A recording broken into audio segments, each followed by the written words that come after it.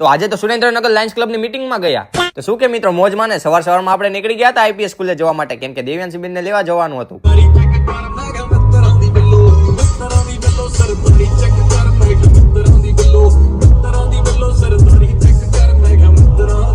આવી ગયા સ્કૂલે ને આવી રીતે તો આપણો કોઈ દી ફોટો જ ના આવ્યો.